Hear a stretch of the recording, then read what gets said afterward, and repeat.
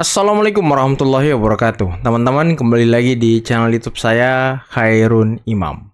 Gimana nih kabar kalian? Semoga kita semua selalu diberi kesehatan, kemudahan, dan juga limpahan rezeki dari Yang Maha Kuasa, teman-teman ya.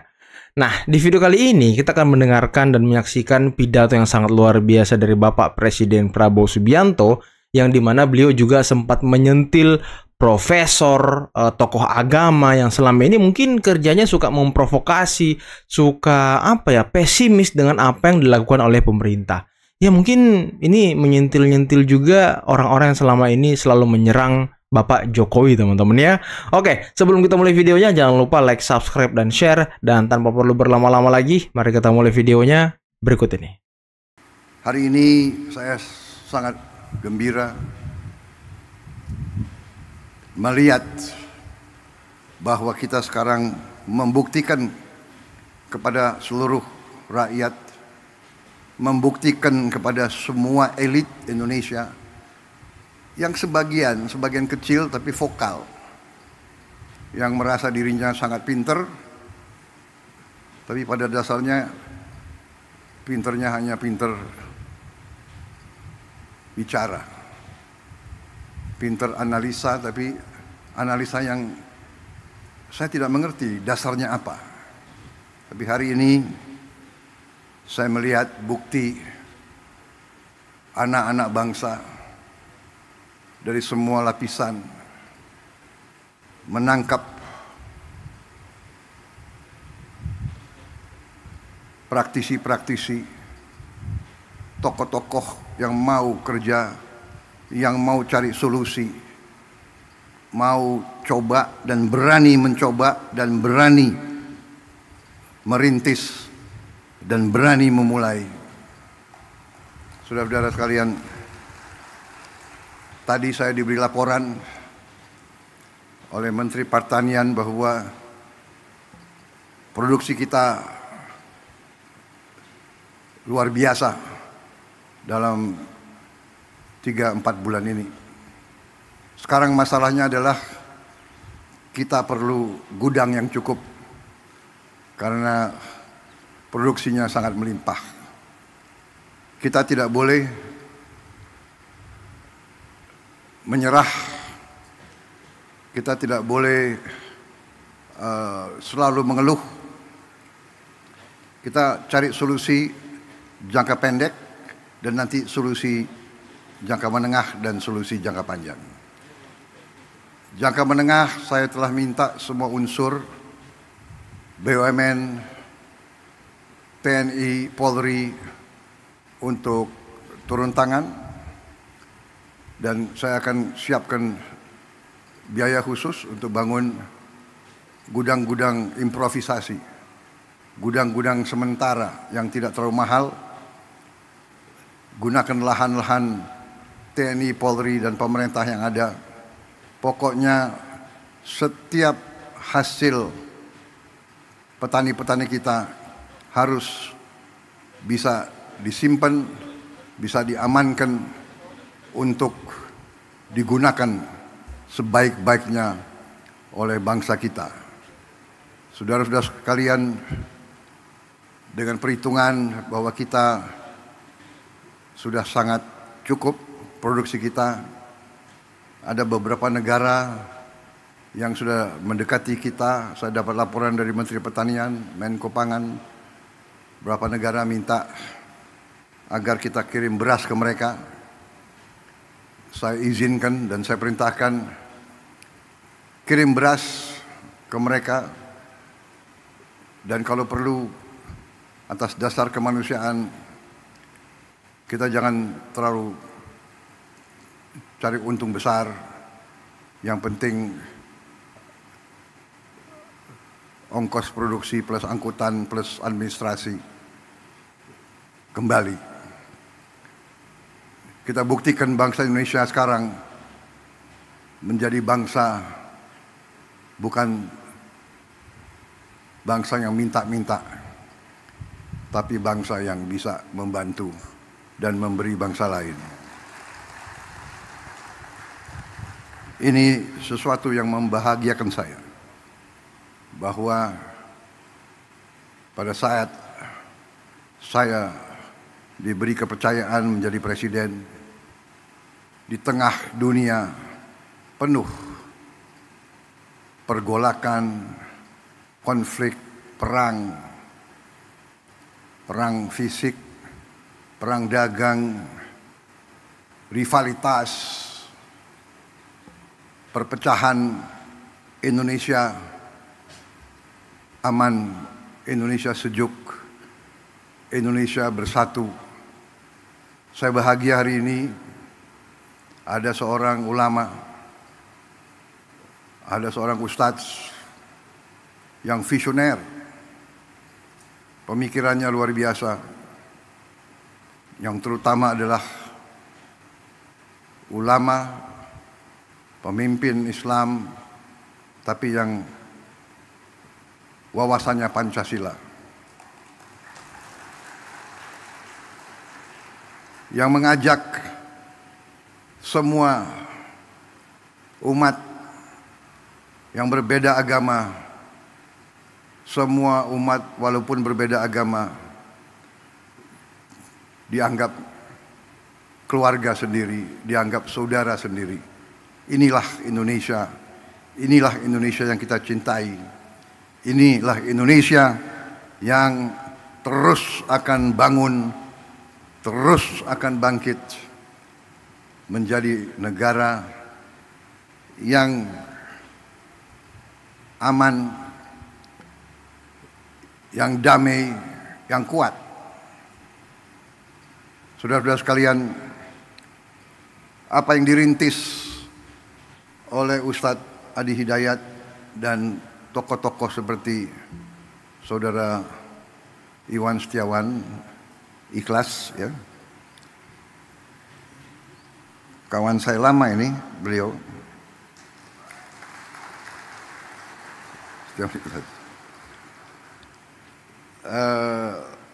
Ini membahagiakan. Jadi inovasi, improvisasi, riset, teknologi ini yang akan membawa Indonesia menjadi negara yang berhasil. Dan apa yang dirintis di sini menjadi contoh, dan saya percaya banyak yang seperti ini yang mungkin perlu kita beri kesempatan untuk berkembang dan tumbuh. Jadi saya terima kasih ada tokoh-tokoh seperti Ustadz Adi Hidayat ini. Kita bisa bayangkan sebentar lagi seluruh Indonesia semangat, setiap keluarga, setiap masyarakat bisa ikut serta dalam kebangkitan bangsa Indonesia. Kebangkitan suatu bangsa dimulai dari satuan yang terkecil. Kita ingin Indonesia swasembada pangan. Artinya setiap provinsi harus swasembada. Setiap provinsi swasembada artinya setiap kabupaten harus swasembada. Setiap kabupaten swasembada artinya setiap kecamatan harus swasembada. Kalau kecamatan swasembada artinya setiap desa harus swasembada. Saudara-saudara sekalian, kita melihat tanah yang katanya tidak mungkin ditanam menjadi hijau. Kita melihat rawa yang tadi tempat buaya menjadi sawah berproduksi. Kita nanti akan melihat daerah-daerah yang selama ini katanya tandus, kita akan rubah, kita akan melihat, kita akan bikin hijau, kita akan bikin makmur. Di mana tidak ada air, kita akan usahakan ada air. Sekarang kita sudah punya benih-benih gandum bisa ditanam di Indonesia. Kedelai bisa ditanam dengan produktivitas tinggi di Indonesia. Hortikultura, semua tanaman ini adalah sumber kehidupan. Bagaimana di kota-kota? Di kota-kota, di pinggir, kita akan bikin lahan-lahan vertikal. Seperti ini, tapi bisa bertingkat-tingkat. Mungkin 1 hektar, kalau kita bangun 10 tingkat menjadi 10 hektar. Dengan sistem pengairan, dengan energi, dengan tenaga panel surya. Jadi kita, masa depan kita gemilang. Terima kasih Pak Ustadz, hari ini kelihatan Indonesia sangat cerah. Dan kita bersyukur kepada Yang Maha Kuasa atas segala nikmat yang diberikan kepada kita. Yang Maha Kuasa telah memberi sangat banyak kepada bangsa kita. Sekarang kita butuh putra-putri bangsa yang pandai mengolah apa yang diberikan oleh Yang Maha Kuasa. Tidak menyerah, rawa dibikin produktif, lahan kering, lahan susah dijadikan tempat riset. Ini akan berkembang. Anak-anak kita akan sehat. Kita memberi program makan bergizi. Ada yang menentang, ada yang nyinyir. Dan yang nyinyir, kagetnya tuh ya ada yang profesor nyinyir gitu. Tapi nggak apa-apalah, ya kan? Biar nanti profesor belajar dari Ustadz Adi Hidayat gitu. Jangan-jangan dia profesornya di ruangan, nggak tahu belajarnya apa, tapi di ruangan. Kita mau yakinkan tidak ada anak Indonesia yang lapar. Kita mau yakinkan tidak ada anak Indonesia yang tidak tumbuh badannya karena kurang gizi. Yang jumlahnya itu cukup banyak. 25%. Dari 4 anak Indonesia, 1 kurang gizi. Yang 3 mungkin ya pas-pasan. Saya kalau keliling, saya lihat di Timur Tengah, gurun pasir, desert, nggak bisa ditanam. Tapi rakyatnya, anak-anaknya tinggi besar.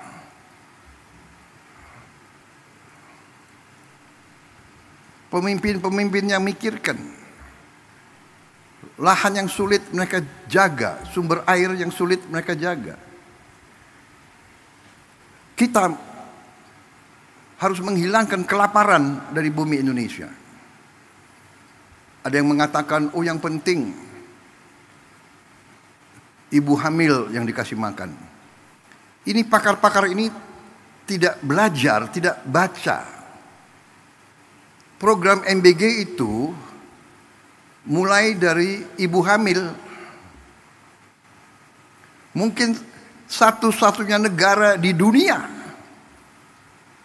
di mana ada program ibu hamil tiap hari makan diantar ke rumahnya. Coba kasih lihat di mana ada negara sekarang. Saudara-saudara sekalian, saya dapat surat dari pimpinan negara lain.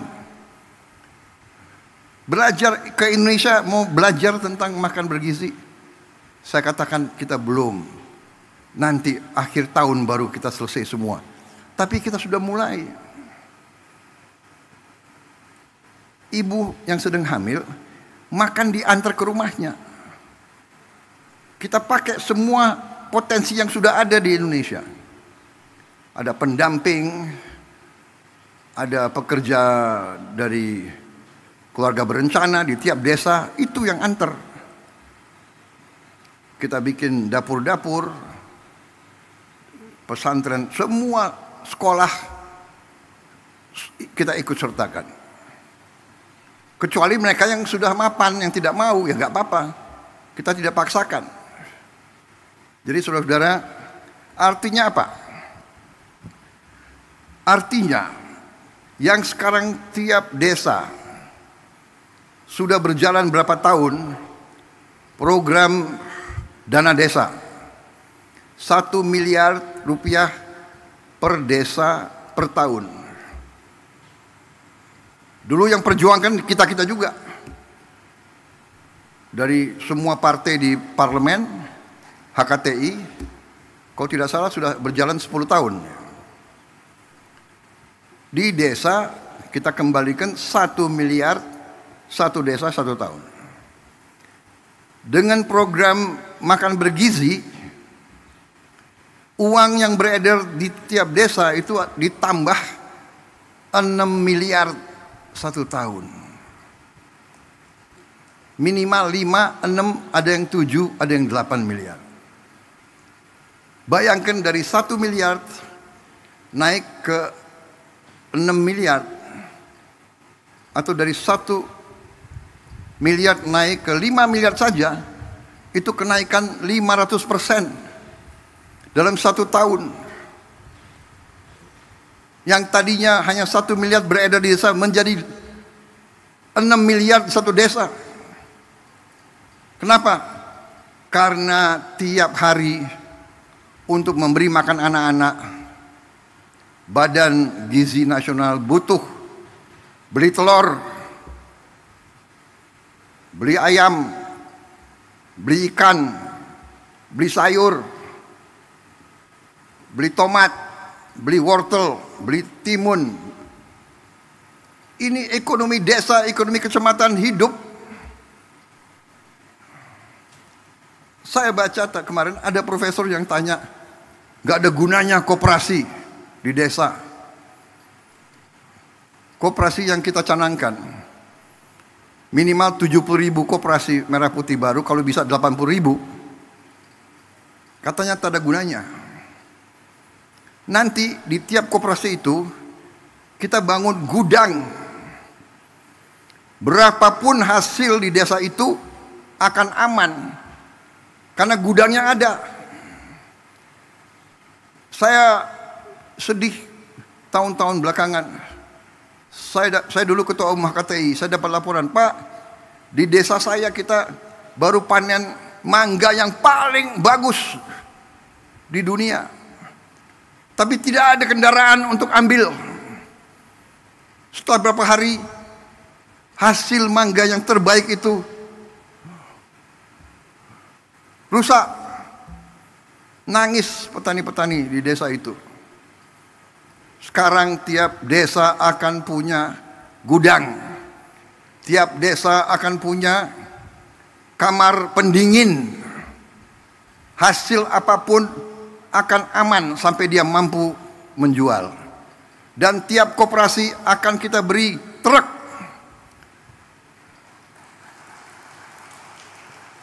Minimal 1 truk, kalau bisa 2 truk. Semua hasil dari desa itu bisa dipasarkan.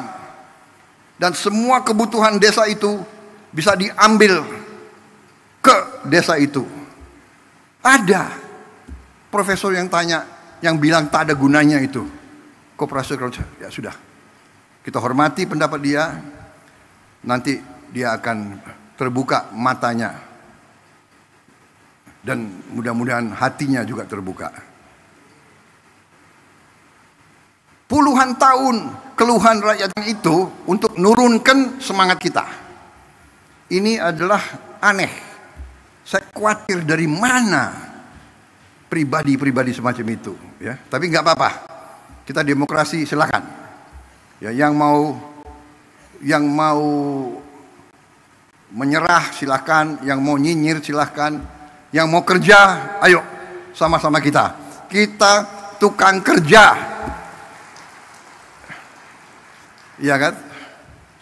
Kita buktikan. Hari ini bukti. Nanti mungkin berapa minggu lagi, berapa bulan lagi, kita akan terus buktikan. Saudara-saudara sekalian, dari kita selalu import, sekarang kita bantu negara lain. Bukan kita sombong, tidak boleh sombong. Kita selalu harus rendah hati. Tapi jangan kita rendah diri. Jangan menyerah sebelum berjuang. Apa bisa? Ya kan? Bisa. Uangnya dari mana? Ada. Dari mana uangnya? Dari penghematan. Saudara-saudara. Saya kira itu dari saya.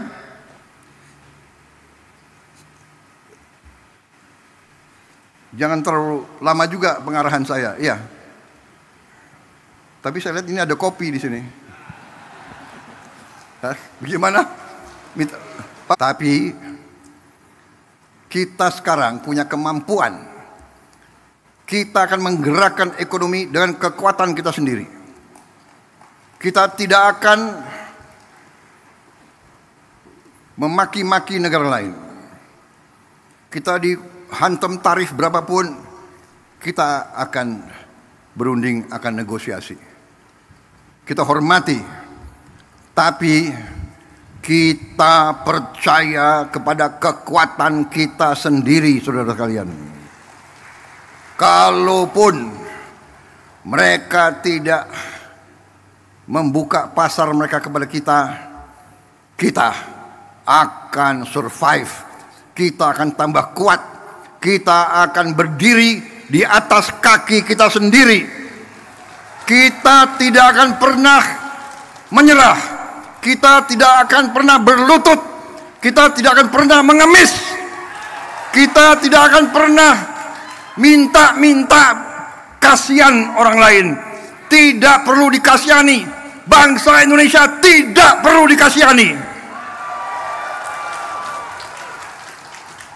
Kita akan swasembada pangan. Kita akan menjadi lumbung pangan dunia. Dan kita akan punya kekuatan di segala bidang. Bersama saudara-saudara, saya tambah yakin. Hari ini, kadang-kadang nanti saya mau telepon dia. Pak, apa sih yang sedang saya pikirkan sekarang? Aneh. Terima kasih. Mentan, terima kasih Gubernur Sumsel, Menko Pangan, Menteri Desa, terima kasih Pak Ustadz, terima kasih, luar biasa ini. Ini Ustadz yang memang ingarso sung tulodo, Ustadz yang memimpin dari depan, tidak hanya penceramah, tapi pekerja, pembuat, inovator, luar biasa. Kalau ulama-ulama ada 100 seperti Ustadz Adi Hidayat, luar biasa. 100 pusat seperti ini, saudara-saudara sekalian, bersama TNI, bersama Polri, bersama teknokrat, bersama mahasiswa, bersama pemimpin ulama, pemimpin agama lain. Mari kita maju, membuat Indonesia terhormat. Masih banyak kegiatan kita, masih banyak PR kita, ya. Nanti saya akan kumpulkan gubernur, bupati, wali kota. Kita ada masalah lain yang penting. Produksi harus bagus, kelaparan harus hilang, kemiskinan absolut harus kita hilangkan, rakyat yang di bawah harus kita berdayakan, pendidikan harus kita perbaiki, tapi juga kebersihan lingkungan. Kita harus perang lawan sampah.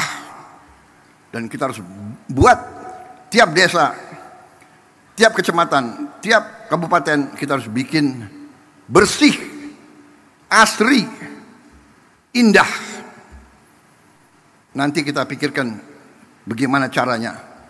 Nanti gerakan Indonesia Asri, selain menanam, kita harus bikin Indonesia gerakan asri. Kita robah wajah Indonesia.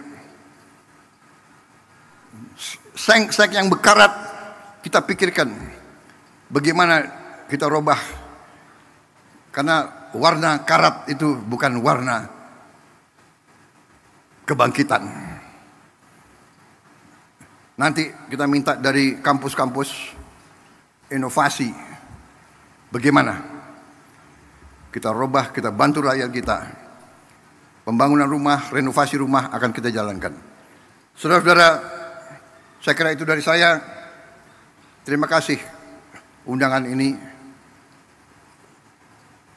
yang saudara berikan kepada saya, membuat saya tambah semangat, dan kita pacu pekerjaan kita untuk rakyat Indonesia.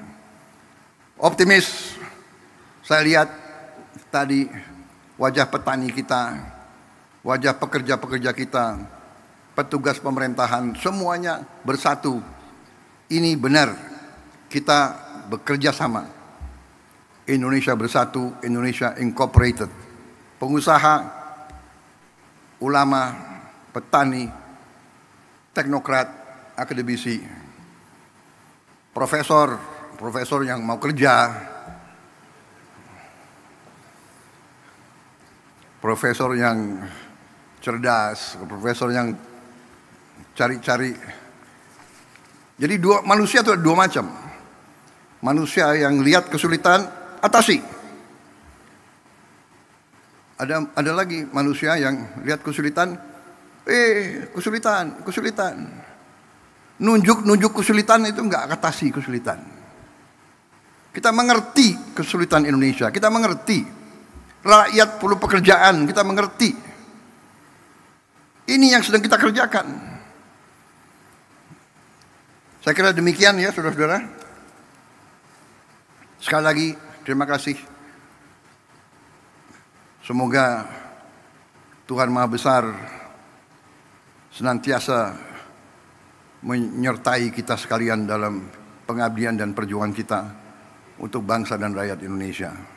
Nah teman-teman, itulah tadi pidato yang sangat luar biasa dari Bapak Presiden Prabowo Subianto, yang dimana beliau ya sedikit memuji ya Ustadz Adi Hidayat yang mengatakan bahwa Indonesia ini cerah, tidak gelap gitu, seperti yang dinarasikan oleh gerombolan-gerombolan oposisi yang sangat pesimis terhadap apa yang dilakukan oleh pemerintah, teman-teman. Dan beliau juga memuji Ustadz Adi Hidayat yang sangat visioner, yang pemikirannya Pancasila, yang mungkin Ustadz Adi Hidayat ini kan ulama yang tidak pernah mengadu domba, ulama yang tidak pernah merendahkan agama lain, yang tidak pernah membuat kegaduhan, keributan, dan segala macam. Ya ternyata Pak Prabowo suka dengan ulama seperti ini. Bukan ulama seperti Amin Rais, ya yang suka ribut, gaduh, apalagi meributkan hal-hal remeh-temeh seperti ijazah Pak Jokowi. Ini kan hal-hal apa gitu teman-teman. Harusnya orang-orang seperti ini berpikir bagaimana Indonesia ini bisa maju, bagaimana Indonesia bisa mencapai Indonesia Emas 2045. Dan juga Pak Prabowo tadi sempat menyentil profesor-profesor yang mungkin ya selama ini banyak meragukan kinerja Pak Prabowo, banyak meragukan program-program yang akan dicanangkan oleh Pak Prabowo. Mereka yang sangat pesimis gitu terkait dengan kepemimpinan Pak Prabowo ya. Nanti Pak Prabowo buktikan sendiri teman-teman ya. Dan kita lihat ya dari sisi pertanian sudah sangat luar biasa. Inovasinya sudah sangat maju teman-teman, dan semoga nanti merata di seluruh Indonesia. Jadi pertanian kita tuh ikut ke Jepang ya kan, semua dilakukan dengan teknologi. Tadi pupuknya menggunakan drone dan lain sebagainya. Ini kan sangat luar biasa. Ya mungkin Pak Prabowo juga sudah capek ya dengan kegaduhan-kegaduhan di negeri ini, utamanya dengan terkait ijazah palsu yang diributkan, yang katanya ahli-ahli, prof-prof itu, tokoh-tokoh agama itu, yang tidak seharusnya mereka ributkan gitu. Kita tuh selalu disibukkan dengan hal-hal remeh-temeh, receh, dan segala macam. Tidak seharusnya diributkan oleh orang-orang yang bergelar S3, profesor, ahli, tokoh agama. Aduh, capek teman-teman. Aduh, udahlah teman-teman, mungkin cukup sekian dulu video kali ini. Jangan lupa like, subscribe, dan share videonya. Akhir kata, billahi taufiq wal hidayah. Wassalamualaikum warahmatullahi wabarakatuh. Bye-bye.